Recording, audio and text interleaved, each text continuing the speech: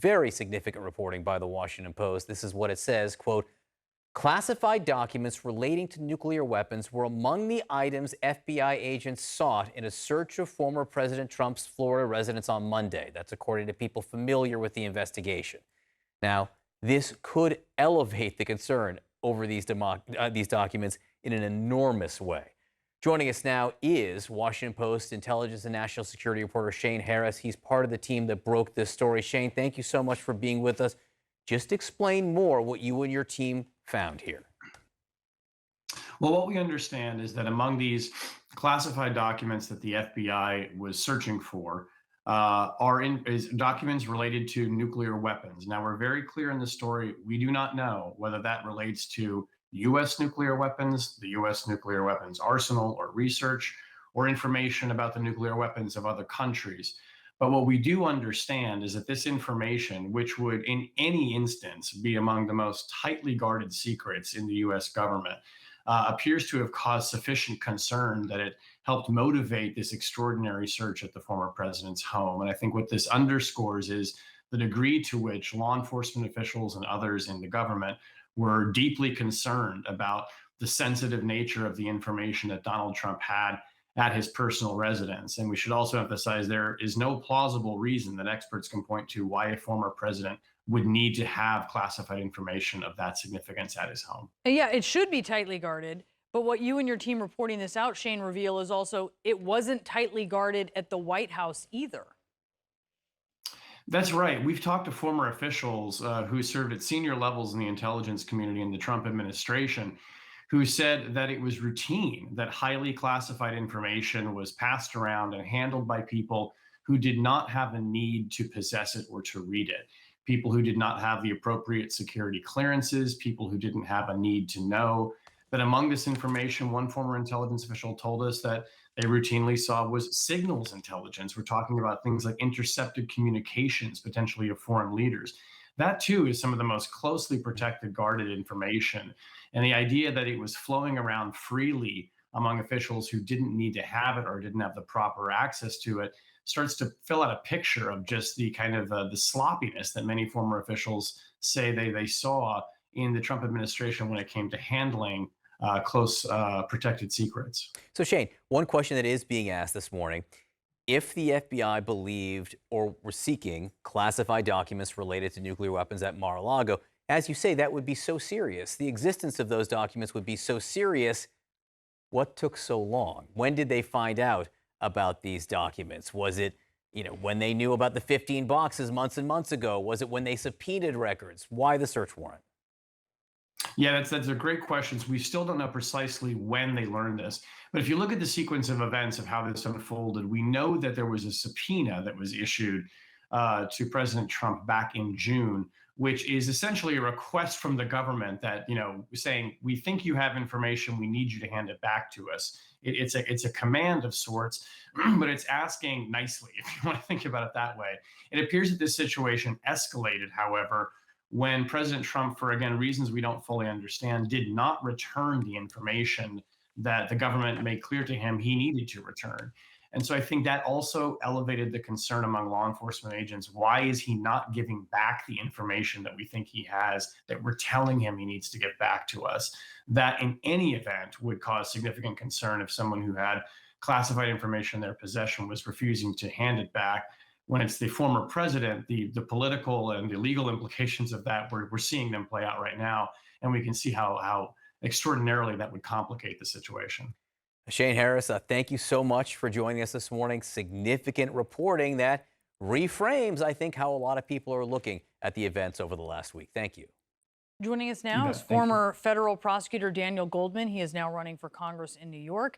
Deputy editor of The City, Alyssa Katz, CNN presidential historian Tim Naftali, and CNN senior national correspondent Sarah Seidner. Look, so much has happened in the last 24 hours. It's where to start, right? There's just a bounty of new information. But let's start with what we are expecting to learn, maybe at 3 p.m., which is going to be the search warrant and the receipt, perhaps, about what was taken from Mar-a-Lago. Are you expecting that we will indeed learn that? I have my serious doubts. As you will recall, Donald Trump said throughout the Mueller investigation, oh, I have no problem talking to them. I'm happy to talk to them. And then it became, oh, no, my lawyers told me I can't. So the fact that he has said release the documents means very little to me at this point. Let's see at 3 p.m. when their deadline is whether or not they are actually going to agree. But the Attorney General has put him in a real pickle here because either he releases the documents and we learn what statutes they are investigating, and we learn broadly, categorically, what they took. Now, some of that will be redacted because it's probably classified information, but we will certainly learn the statutes, and that will tell a lot about what they are investigating. I'm very eager to see that. If they decide to oppose this motion to unseal, then clearly they're trying to hide something, and it completely undermines his argument that this is just a political witch hunt, because he's obviously now trying to hide what they're actually doing. Alyssa, where are the pressure points this morning, and what questions do you have? I mean, I think the question I have is similar to what Dan has, is simply, what will his lawyers do? And I think that, we'll see what Trump will do once he can, say, look, this is a witch hunt. They're going after me. He's already saying it. Right. But he will be able. But he will be able to, once once the documents, once his lawyers argue that the search warrant shouldn't be released, he'll be able to say they were going after me. This is simply, It's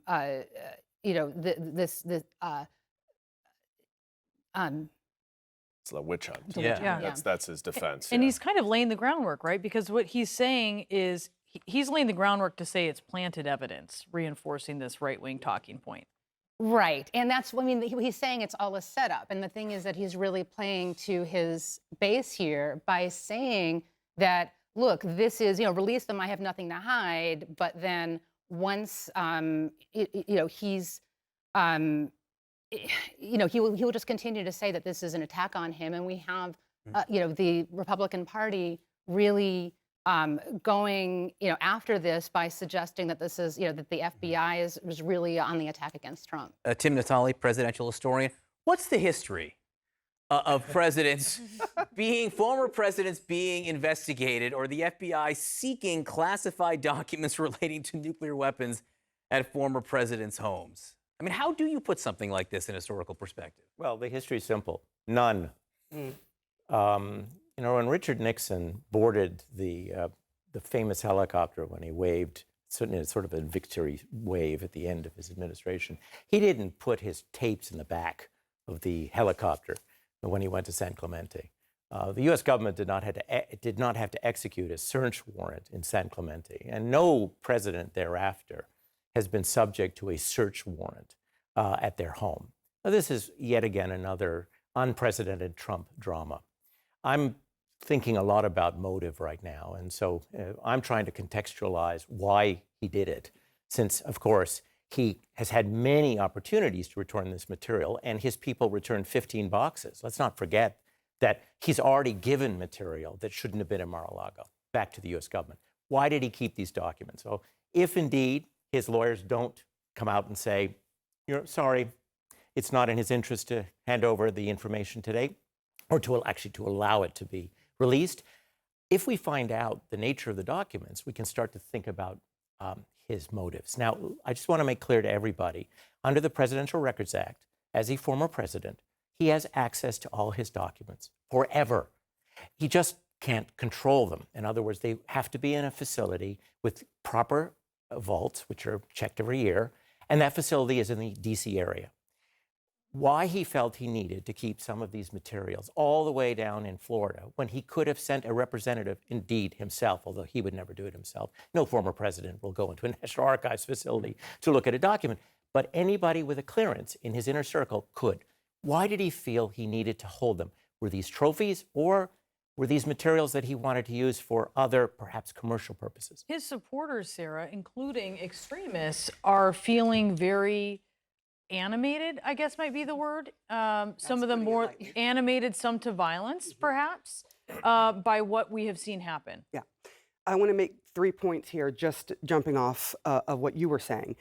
One is that we have talked to spokespeople who have said that they watched Donald Trump during the time he was president be very careless, if you will, with documents. Okay, so that's one thing, which is everyone's concerned about.